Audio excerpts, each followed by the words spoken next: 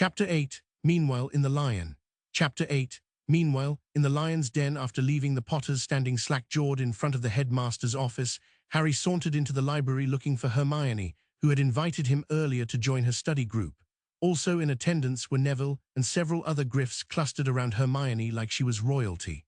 On the way in, Harry crossed paths with Theo, and he asked the boy to join them. Theo just looked back at the table, making eye contact with Hermione as he did. Then he whispered a quick no and rushed out of the library.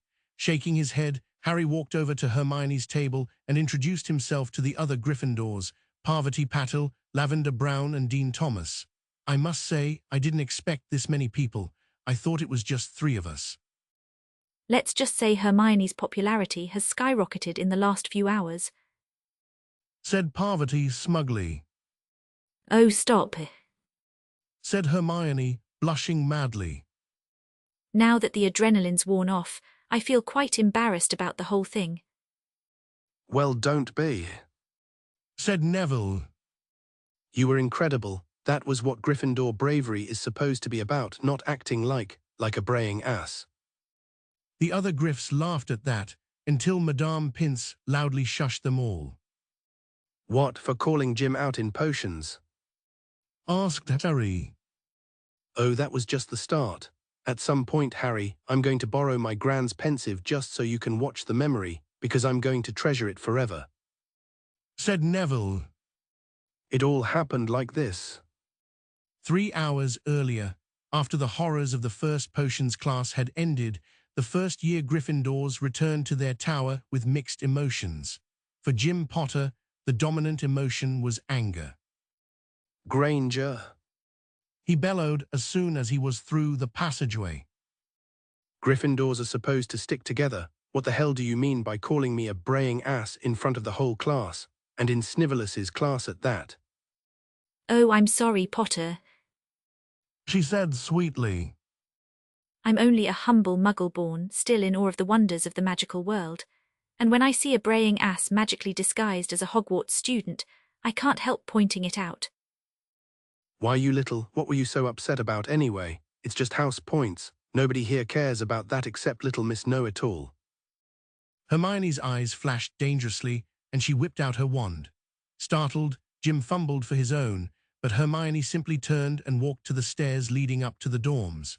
There, she pointed her wand up each staircase, and to everyone's astonishment, shot off a series of loud-popping fireworks before yelling all prefects to the common room for an emergency meeting.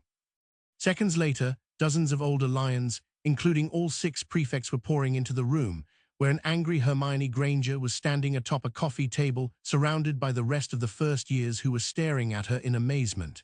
She still had her wand out and looked ready for battle. Ralph Macmillan, the 7th-year prefect, was the first to speak. What the hell is going on down here? Who called a prefect's meeting? I did, said Hermione calmly. You lot said if we have any questions, then we should ask a prefect. Well, I have a question, and I want it answered right now. Have you gone completely mental? Exclaimed Ralph before a female prefect, Emily Rosson, put her hand on his arm. Easy, Ralph, let me. Miss Granger, Hermione, you're obviously distraught. Why don't you put your wand away and step down off the table and we can talk about this? Not until I've asked my question. Emily took a deep breath. Okay then, what's your question? The House Cup. Is it something Gryffindor House actually cares about? Something that we actually aspire to win? Or is it just a big joke that only know-it-alls worry about? Something we should just laugh over whenever some idiot costs us dozens of house points at one go? Because if it's the latter, I promise you I can stop caring about the House Cup too. It will be a lot easier to pass my owls if I'm not dragging a lot of dead weight behind me. Hermione glared at Jim and Ron at the end, but Percy Weasley missed that and whirled around on his twin brothers instead. Oh, Merlin's pants, what have you idiots done now? In unison, the twins put their hands up in a surrender gesture. Twasn't us, oh perfect Prefect Percy. We haven't lost any house points yet. Haven't had time to do anything worth memorializing. I mean, we did steal a toilet seat, but I don't think anyone's noticed yet. We've noticed. said Katie Bell and Alicia Spinett, almost in unison and with obvious displeasure. Neville interrupted the discussion. It wasn't the twins, Percy, it was Jim. Oh, thanks a lot, traitor. Snapped Jim. Hermione stepped down from the table and walked over to the confused prefects. I don't know how things are going for the upper years, but among the first years, it has taken Neville, Parvati, Lavender and myself a week to make up for the 20 points Jim Potter cost us on his first morning as a student. Ralph coughed at that. Yes, well, admittedly that was a bad start for Potter, but hopefully it's given him something to think about and won't happen. Jim just lost us 35 points in potions. She said calmly. The room went quiet and all 6 prefects stared wide-eyed at the boy who lived, who swallowed hard at attention that, for once, was not as favorable as he was accustomed. Then the assembled lions began murmuring their discontent. The twins were incorrigible, but a 35-point loss was what they might post in a week, not a single class. It represented nearly half the points the entire house had earned in the first week of school. 35 points in one class, said Emily weakly. Actually, said Neville tiredly. 35 points in under a minute. How, shrieked another of the prefects. Lavender spoke up. She'd been very proud of those 2 points that she'd won in charms the day before.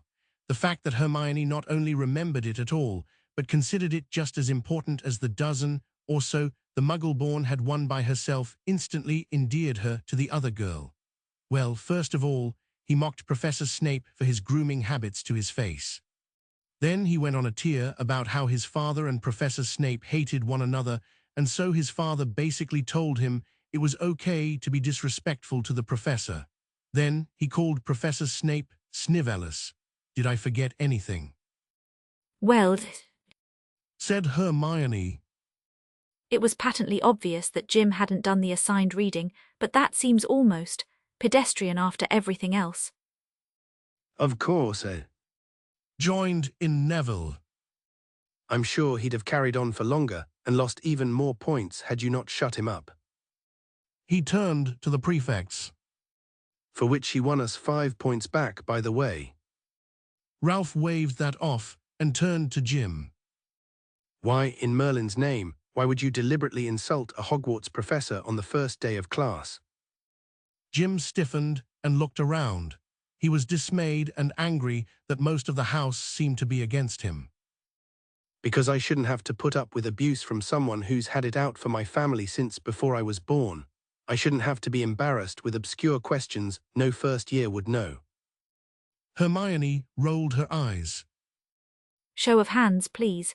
Are there any other first years who didn't know the answer to at least one of Professor Snape's questions?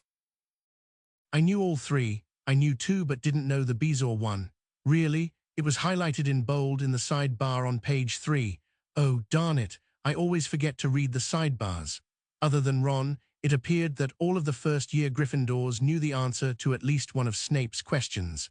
Finally, Jim snapped. Shut up, all of you. I shouldn't be treated like this.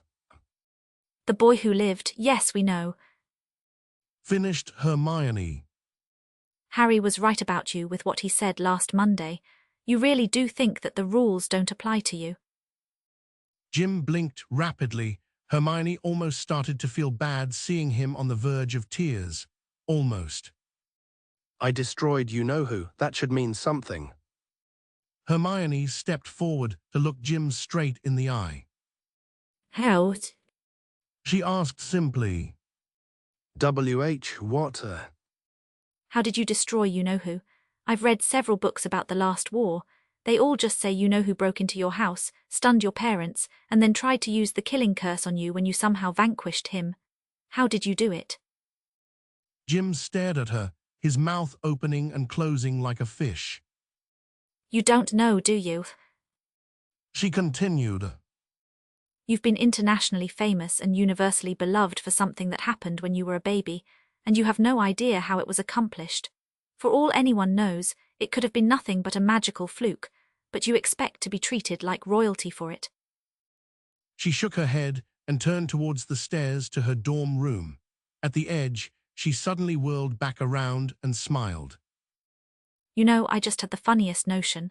Wouldn't it be amusing if, for all this time, it had been Harry who destroyed you-know-who? And the reason your parents sent him to his muggle relatives was to keep him hidden away while they put you forward and made you famous just to hide the fact that Harry was the real boy who lived. As she spoke, Jim's face twisted into a mask of rage, and with a vicious snarl he pulled out his wand. But before he could cast a spell, he was grappled by two older Gryffindors. That didn't stop him from screaming in a rage, though. "Shut you, P! Shut your filthy mudblood mouth!" There were audible gasps around the room. Neville took an involuntary step towards Jim as if to strike him, but Hermione called his name sharply and he stopped, his fists still clenched. Mudblood Potter. Hermione repeated. I wonder what your mother would say to that. Perhaps we should ask her. She turned her head, and the rest of the room followed her gaze to the entryway in the far wall, where Professors Potter and McGonagall stood completely aghast at the scene before them. Mew, Mum. Jim asked. Not one word, come over here right now. Lily spoke quietly, but with a frightening intensity. Slowly, Jim walked over to his mother, wiping his nose on the sleeve of his robe as he went. She placed her arm firmly around the boy's shoulders and guided him out of the common room. After they were gone, McGonagall exhaled slowly before turning to her lions. I will not deduct any more points for what I have just witnessed. Mr. Potter will, instead, be serving detentions with me for the next week. Miss Granger, as I understand it, this marks the second time today you have stood up to one of the most famous and revered figures in our society and chastised him for his atrocious conduct. That is 2 times you have done what is right rather than what is easy. Professor Snape has already awarded you 5 points for the first instance, and I will match it for the second. McGonagall surveyed the room. I don't know what each of you thinks, but I for one wish very much to win the House Cup. It saddens me to think that any of my lions lack sufficient pride in their house to share that wish. But while I cannot make you care, I assure you, I can make life difficult for you if you undermine others who do. Henceforth, any point deductions from a single individual, in excess of 5 points in a day, will be accompanied by detention, as well as any point deductions caused by willful defiance of or disrespect towards a Hogwarts teacher. Am I understood? The chastened crowd indicated that she was. Good, carry on. 3 hours and 10 minutes later, Harry stared slack-jawed at Hermione as Neville finished his tale. No wonder Jim had seemed so subdued as he left the headmaster's office. "I hope you won't think it forward of me, Hermione, but will you marry me?" Back off, Potter. Said Neville with mock gruffness. "I saw her first."